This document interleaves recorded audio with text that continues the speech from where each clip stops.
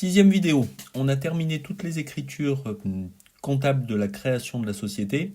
On va voir maintenant un point particulier qui est le traitement des frais de constitution et on verra ensuite des éléments de vocabulaire, valeur nominale, valeur réelle, prix d'émission des titres. Ça nous permettra de passer à la partie suivante sur les exercices. Donc le traitement des frais de constitution.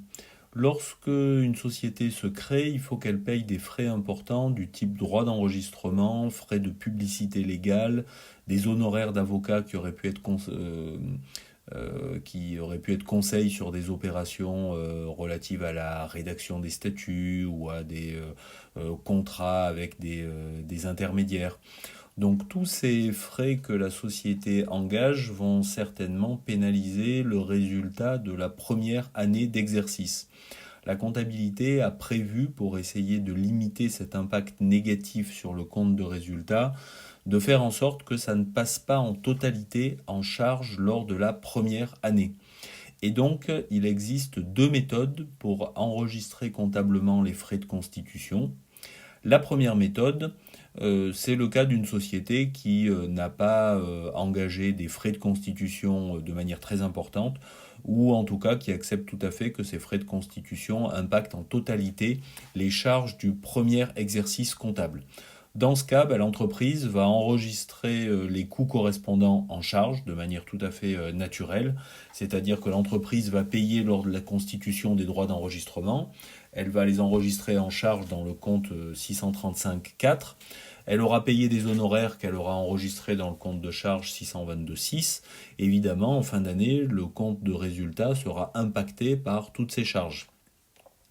Deuxième solution, c'est une option qui est offerte aux entreprises qui veulent améliorer le résultat de la première année d'activité. C'est, au lieu de passer ces éléments en charge, on va considérer en fait que c'est une immobilisation. Alors c'est un petit peu bizarre, c'est quelque chose qui est encore possible en comptabilité française, mais qui ne va certainement pas l'être pendant très longtemps, puisque en fait ça ne correspond pas évidemment ces charges-là à la définition d'une immobilisation. Mais on va dire que c'est une méthode qui est pratique parce que si vous venez enregistrer tous les frais dans un compte d'immobilisation, au lieu qu'ils apparaissent en charge, ils vont apparaître dans un compte d'actifs, dans un compte de bilan, qui est en l'occurrence le compte 201.1 frais d'établissement. Donc vous allez sortir l'argent de votre compte en banque, au crédit et au débit, au lieu de mettre des comptes de charge qui agiraient négativement sur votre compte de résultat, vous allez mettre au débit un compte 201.1 frais d'établissement. Donc après, qu'est-ce que vous ferez ? L'idée, c'est que entre cette première année et les années suivantes, vous avez 5 ans au total pour amortir ces frais d'établissement. Donc ça permet de répartir ces charges engagées au début de l'activité de l'entreprise sur 5 ans au maximum. Par contre, si l'entreprise choisit de répartir comme ça sur plusieurs années les frais engagés lors de la création, elle ne pourra pas verser de dividendes tant que ces frais d'établissement ne seront pas complètement amortis.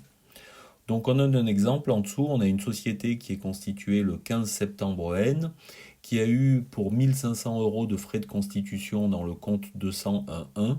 Donc au lieu de les laisser en charge, on est venu les mettre à l'actif du bilan dans un compte 201.1 et la société a décidé de répartir ces 1500 € sur 3 ans. Alors, petite particularité, on va faire un plan d'amortissement de manière assez classique. Vous retrouvez là dans le plan d'amortissement les colonnes qu'on est habitué à voir. Exercice, valeur d'acquisition ou coût d'acquisition ou base amortissable, dotation aux amortissements, cumul des amortissements et valeur nette comptable en fin d'exercice. La particularité de ce plan d'amortissement, c'est qu'on ne va pas procéder à un prorata pour la première année. La loi dit l'entreprise a la possibilité de répartir sur plusieurs années le montant des charges engagées la première année d'exercice, mais lors de l'amortissement des frais d'établissement de la première année, on ne va pas réaliser de prorata temporis. On prend donc les 1500 € et peu importe qu'il n'ait pas été engagé le 1er janvier, on va passer en dotation aux amortissements, vu qu'on amortit sur 3 ans, un tiers en N, un tiers en N plus 1, un tiers en N plus 2. Et donc à la fin de chacune des années N à N plus 2, On va passer l'écriture que vous voyez en dessous. 6811 au débit dotation aux amortissements charges d'exploitation. C'est le compte classique que l'on utilise pour toutes les dotations aux amortissements.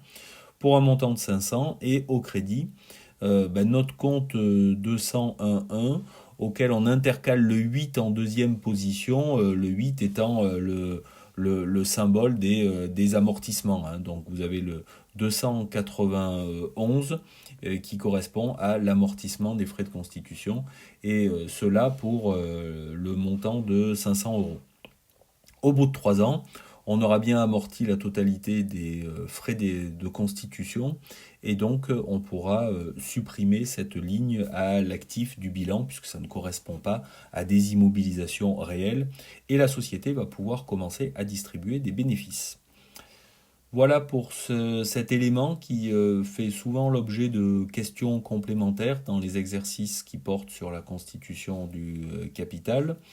Enfin, dernière partie pour le cours. Du vocabulaire, je vous avais dit, donc dans ce vocabulaire, on va voir les termes valeur nominale, valeur réelle et prix d'émission des titres. Alors la valeur nominale, c'est la valeur dont on a parlé jusqu'à présent, c'est-à-dire la valeur que l'on a choisi de donner au titre lors de la création de la société. Par exemple, on crée une société avec 2500 actions de valeur nominale 100 euros. Et donc, lors de la création de la société, chaque actionnaire va, chaque fois qu'il achète une action, verser 100 euros. Après, il y a une autre manière de valoriser les actions qui s'appelle la valeur réelle. Alors, qu'est-ce que c'est cette valeur réelle ? L'idée, c'est de dire que l'actionnaire qui a dépensé 100 euros à la création de la société, au bout de 10 ans, si la société a réalisé des bénéfices, la valeur de cette action sera certainement supérieure à 100 euros. Et donc, il faut trouver une solution pour évaluer cette valeur que l'on qualifie de réelle. Et donc, on vous dit, il y a deux solutions principalement. Il y en a d'autres, mais c'est les deux principales. La première, c'est de dire que la valeur réelle, c'est la valeur boursière. Mais pour ça, ça suppose que l'entreprise soit cotée en bourse. Et là, on pourra bien dire que le prix qu'un actionnaire serait prêt à payer pour cette action, c'est-à-dire le prix du cours de bourse, ça correspond à une valeur qu'on peut appeler la valeur réelle. Deuxième manière d'évaluer la valeur réelle, c'est de dire c'est la valeur que le titre aurait en cas de vente de l'entreprise. Alors ça, c'est un peu compliqué quand même à vérifier, c'est-à-dire qu'il faudrait être sûr qu'il y ait quelqu'un qui soit intéressé pour acheter l'entreprise et que ce quelqu'un dit, par exemple, je suis prêt à verser tel montant pour chaque action de l'entreprise. Dernier terme, le terme prix d'émission des titres. À quoi il correspond ? Eh bien là, l'idée, c'est de dire que on a apporté à l'origine un montant dans le capital social. Il est tout à fait possible que lors de la vie de la société, on ait envie de procéder à une augmentation du capital social. C'est-à-dire que lors d'une phase de développement importante, la société ne peut plus faire appel uniquement à du crédit bancaire. La banque, par exemple, va réclamer que les actionnaires s'engagent eux aussi dans le projet de développement et auquel cas la société va procéder à une augmentation de capital. Lorsqu'elle va augmenter son capital, la société aura déjà eu par exemple 10 à 15 ans d'activité et donc on ne va pas pouvoir vendre à des nouveaux actionnaires une action au même prix que ce qu'avaient payé les actionnaires 10 ans avant, qui était la valeur nominale. Et donc on a un prix qui est très fréquemment différent de la valeur nominale qui s'appelle le prix d'émission des titres. Ce prix d'émission, il va tenir compte de la valeur nominale, mais aussi de tous les bénéfices qui ont été engrangés dans les capitaux propres et qui ont fait que la société a certainement gagné de la valeur depuis sa création. Donc ça, ce sont trois termes qui sont importants à connaître, même si finalement, dans les exercices niveau BTS, vous les voyez assez peu. Pour ceux qui veulent continuer plus tard en DCG, en comptabilité approfondie, on parle beaucoup de toutes ces notions-là. Bon, c'est par ce point-là qu'on va terminer les vidéos sur la partie cours et il ne restera ainsi plus qu'une seule vidéo de présentation de l'exercice. Et donc on va ouvrir le support PDF suivant qui traite les exercices.